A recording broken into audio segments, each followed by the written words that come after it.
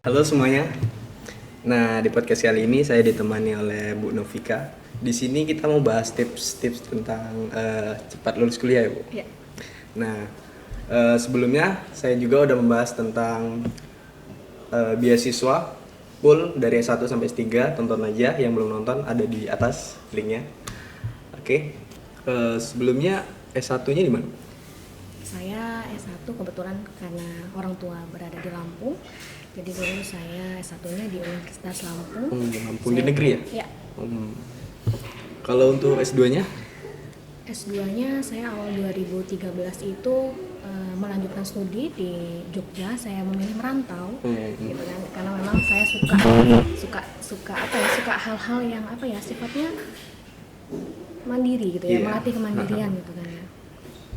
Untuk bahas tentang pengalaman kuliah tuh, Bu. Dulu satunya perjalanannya gimana sih? Sebelum kita ke tipsnya. Oh gitu. Perjalanannya itu ya alhamdulillah saya lulus pada waktunya ya, bukan tepat waktu ya. Jadi berarti komlot ya? Komlot enggak, tapi saya enggak terlalu lama. Intinya tantangannya pas lah standar untuk S1 gitu. Jadi tidak terlalu lama.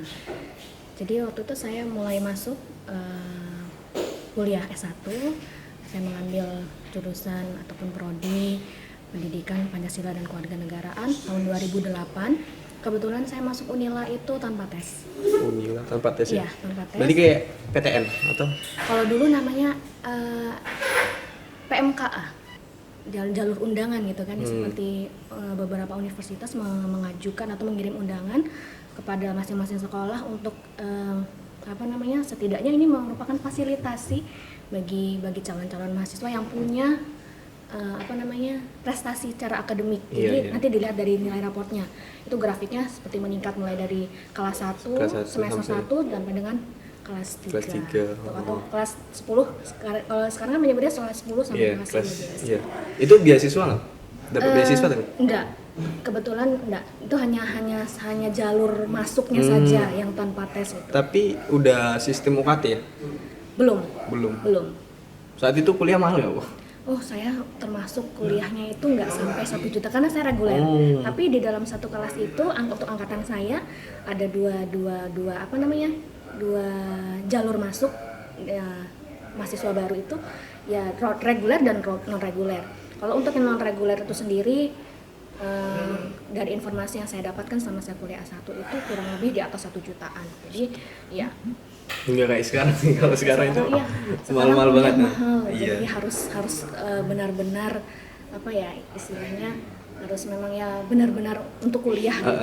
Biar nggak terlalu ngelur waktu juga gitu. Waktu, biaya dan tenaga.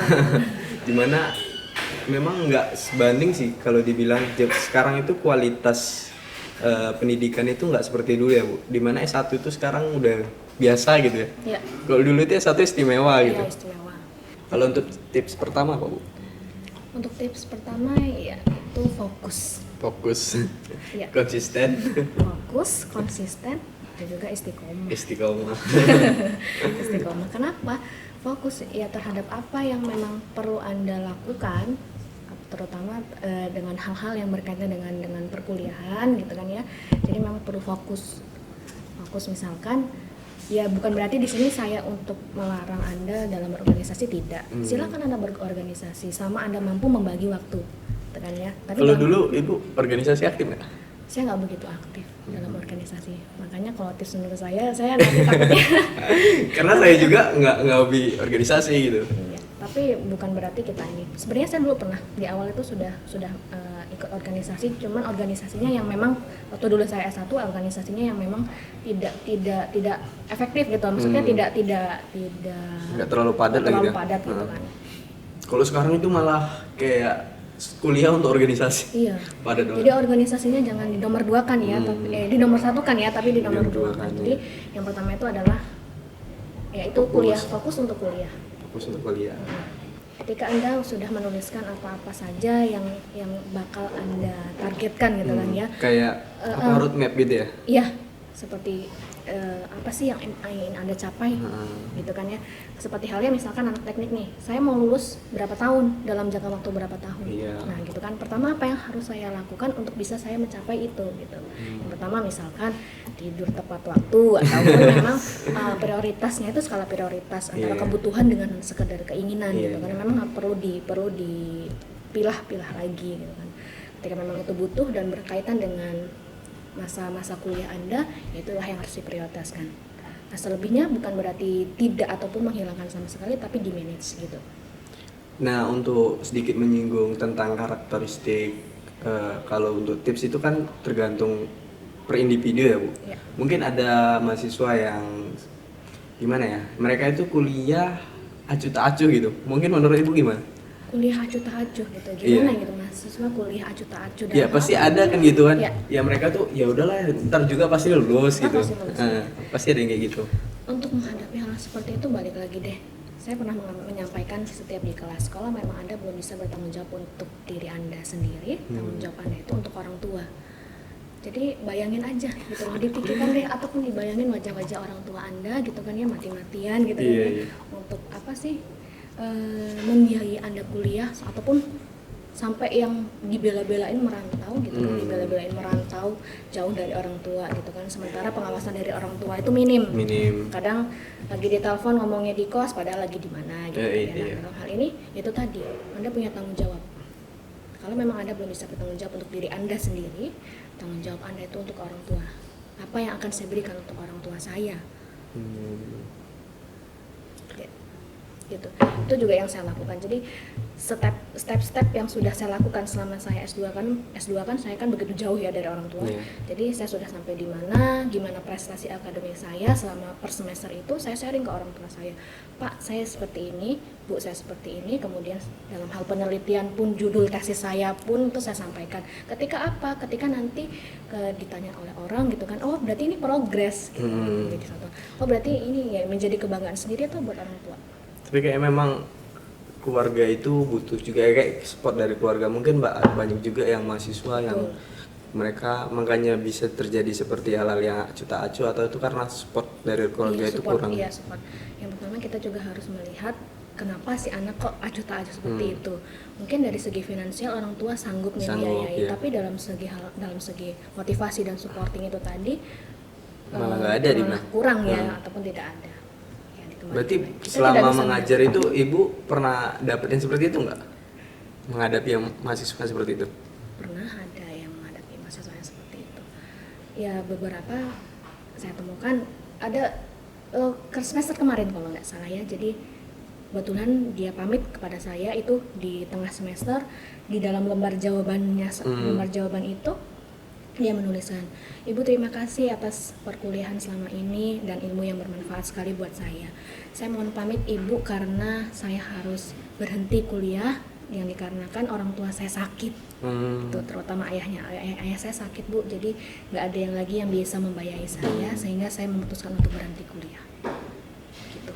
Nah dari situ saya mulai explore explore informasi terkait anak tersebut. Saya minta cari kontaknya dan sebagainya, saya juga berusaha memberikan solusi gitu supaya kamu bisa masih tetap kuliah dan orang tua kamu masih bisa berobat gitu kan ya, karena kebetulan orang tua ayah dari mahasiswa tersebut sakitnya itu kanker atau pasti butuh biaya mahal dan juga karena orang tuanya yang bekerja mungkin hanya ayahnya saja, jadi mau nggak mau kalau ayahnya sakit siapa yang mau cari makan gitu.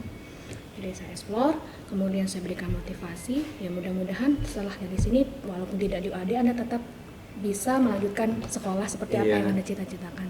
Nah jadi dari sini saya merasa bahwasanya saya juga ini saya sampaikan kepada adik-adik saya, kebetulan adik saya ada yang kuliah juga.